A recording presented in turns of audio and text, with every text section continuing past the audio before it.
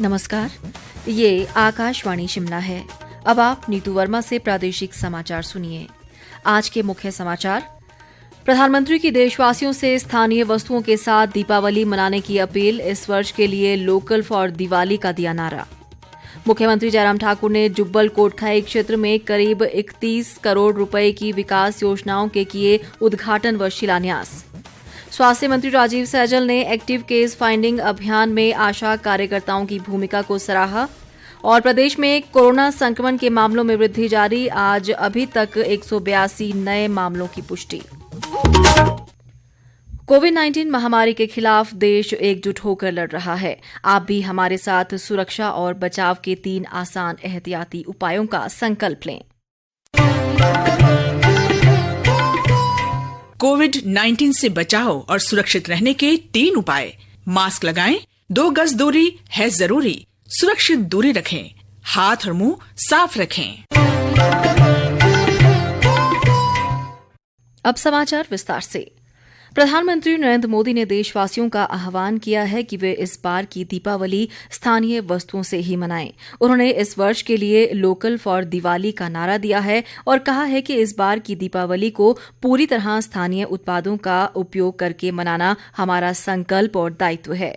प्रधानमंत्री ने आज उत्तर प्रदेश के वाराणसी में वीडियो कॉन्फ्रेंसिंग के जरिए विभिन्न विकास परियोजनाओं के उद्घाटन व शिलान्यास अवसर पर लोगों को संबोधित करते हुए ये बात कही।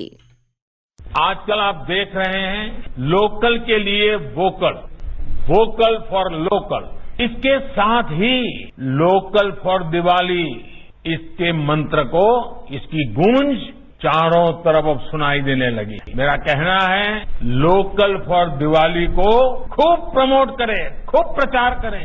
हर एक व्यक्ति जब गर्व के साथ लोकल सामान खरीदेगा, लोकल की चर्चा करेगा, लोकल प्रोडक्ट का गौरव करेगा, तो ये बातें दूर दूर तक जाएगी।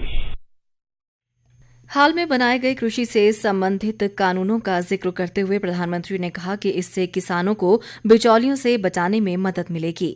उन्होंने कहा कि प्रधानमंत्री स्वनिधि योजना से रेहड़ी पटरी और फेरी वालों को कोरोना महामारी की मुसीबतों से छुटकारा दिलाने में मदद मिली है।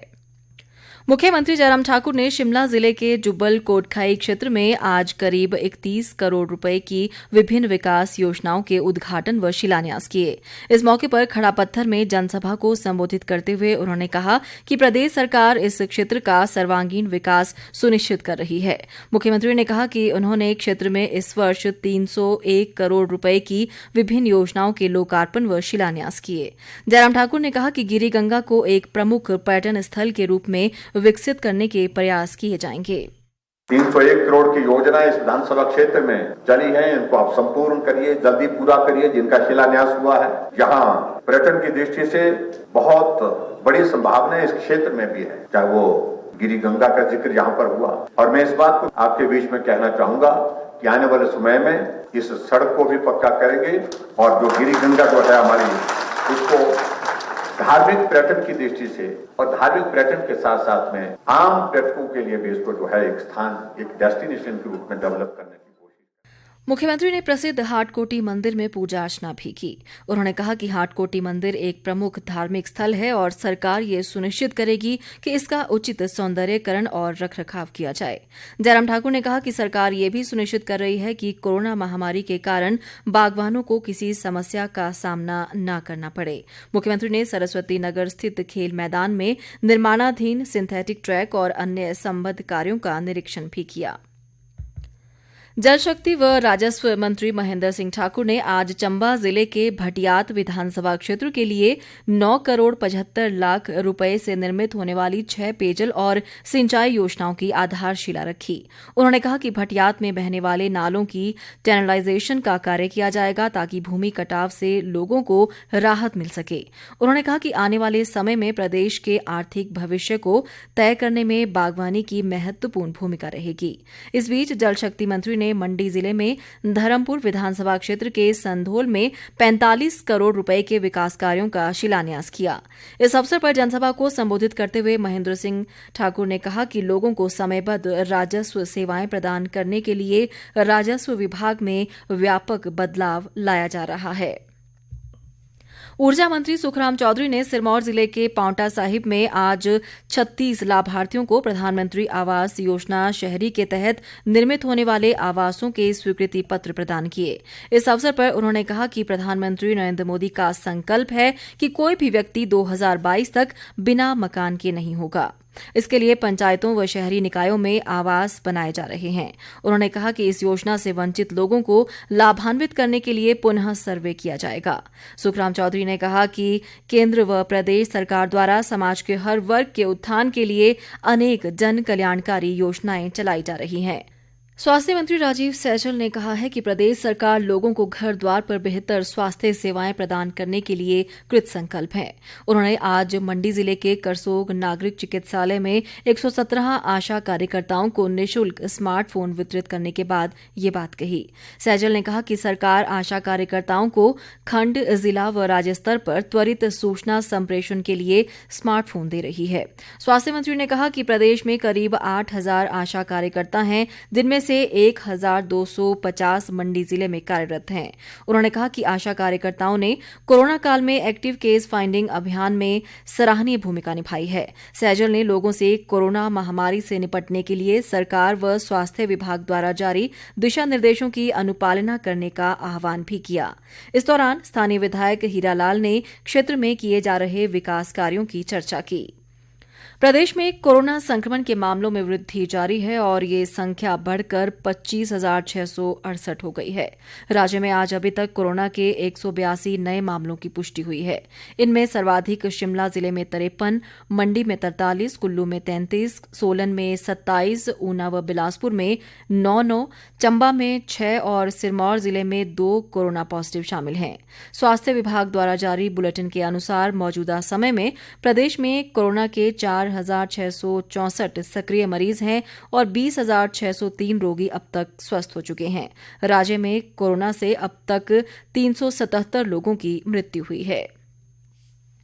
प्रदेश महिला कांग्रेस ने बढ़ती महंगाई के खिलाफ आज शिमला स्थित पार्टी मुख्यालय से उपायुक्त कार्यालय तक विरोध प्रदर्शन किया। इस अवसर पर महिला कांग्रेस की प्रदेश अध्यक्ष जैनब चंदेल ने कहा कि सरकार की गलत नीतियों के चलते देश बुरे दौर से गुजर रहा है। उन्होंने कहा कि बढ़ती महंगाई से गरीबों और मध्यम वर्ग के परिवारों का जीना मुश्किल होता जा रहा है। जैनब चंदेल ने कहा कि कोरोना संकट काल में भी प्रदेश सरकार ने लोगों को कोई राहत नहीं दी है। उन्होंने सरकार पर जमाखोरी को बढ़ावा देने का आरोप भी लगाया।